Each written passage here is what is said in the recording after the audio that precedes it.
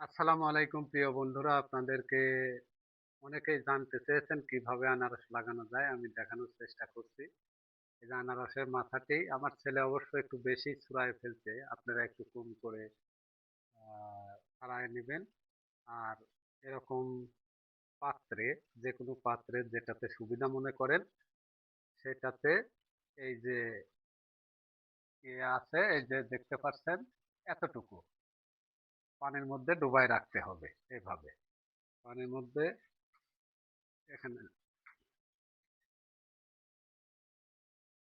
পানির মধ্যে এভাবে ডুবায় রাখতে হবে যাতে করে এর উপরে পানি না ওঠে আর এটা যেন নিচে না থেকে থাকে।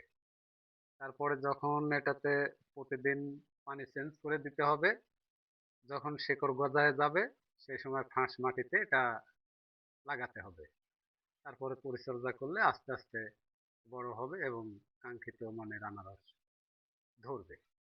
ধন্যবাদ। আমি আপনাদেরকে পরবর্তীতে আবার কিভাবে কি করতে হয় অবশ্যই দেখাবো। আসসালামু আলাইকুম প্রিয় বন্ধুরা, আপনাদেরকে অনেকেই জানতে চেয়েছেন কিভাবে আনারস লাগানো যায়। আমি দেখানোর চেষ্টা করছি। এই যে আনারসের মাথাটি আমার ছেলে অবশ্য একটু বেশি ছুঁড়ায় ফেলছে, আপনারা একটু কম করে ছাড়ায় নেবেন। আর এরকম পাত্রে, যে কোনো পাত্রে যেটাতে সুবিধা মনে করেন সেটাতে এই যে আছে, এই যে দেখতে পাচ্ছেন, এতটুকু পানির মধ্যে ডুবাই রাখতে হবে। এভাবে পানির মধ্যে, এখানে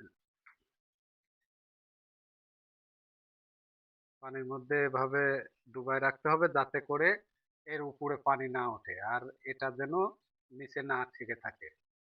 তারপরে যখন এটাতে প্রতিদিন পানি চেঞ্জ করে দিতে হবে, যখন শেকড় গজায় যাবে সেই সময় ফাঁস মাটিতে এটা লাগাতে হবে।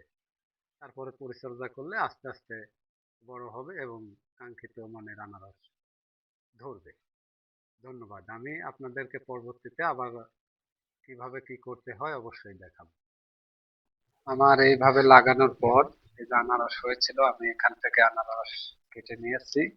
এখন এখানে এই যে দেখতে পাচ্ছেন অনেকগুলো, এই যে অনেকগুলো কিন্তু গাছ দেখা যাচ্ছে, এগুলোতে আনারস ধরবে। এবং যেগুলো ওই যে মাটিতে, এই যে আপনাদের দেখানোর চেষ্টা করি, এই যে মাটিতে যেগুলো আছে এইগুলো কিন্তু আমি উঠাবো, উঠায়ে আবার বিভিন্ন জায়গায় লাগাবো। তাহলে দেখা গেল যে একটি আনারস থেকে অনেকগুলো আনারসের চারা হয়। এই চারা আমরা বাড়ির আঙিনায় যে জায়গাগুলো পড়ে থাকে সেই জায়গাগুলোতে যদি লাগাই তাহলে আমাদের কিন্তু আনারসের চাহিদা পূরণ হয়। তো এভাবে ইনশাল্লাহ আমরা সবাই করব, যাতে করে আমাদের আনারসের চাহিদাটা পূরণ হয়ে যায়। ধন্যবাদ।